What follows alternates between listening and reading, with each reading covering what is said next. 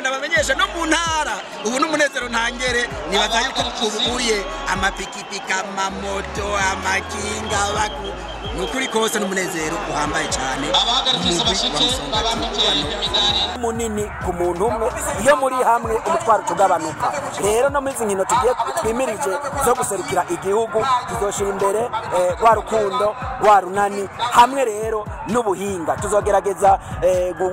kuzamura ubuhinga turondere kumbore n'abandi bakinyi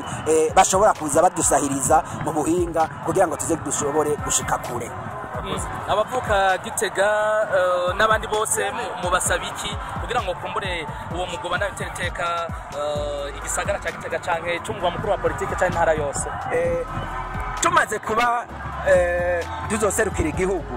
byumvikana yuko uno mugwa wa Musongati mwizo nkino zose ubugiye kuba mu minwe y'igihugu rero abene gihugu bo mu ntara Gitega no mu gihugu cyose no mu makungu kuko vyukuri umugwa wa Musongati ufise abakunzi mu nyisi yose twe tubasaba kurushirizaho gukora kumwe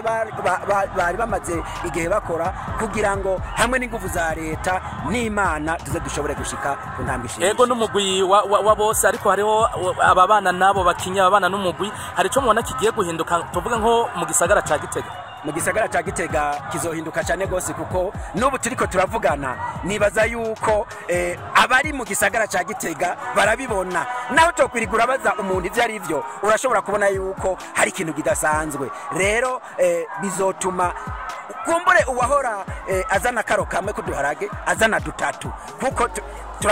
turamuteye intege niteka ubu baranezerewe rero y'abantu banezerewe bagaca bahamagarirwa kugira urwa rukundo n'ubumwe turizigira neza yuko hamwe n'Imana tuzoshika kure.